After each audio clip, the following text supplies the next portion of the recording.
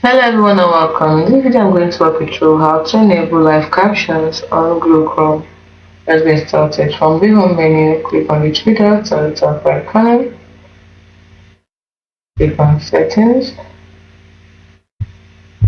and then from here you scroll down to see accessibility, click on it, and live captions is the first option, and then you simply turn it on. So once you've enabled live caption for supported languages, then you can choose the language by clicking on language.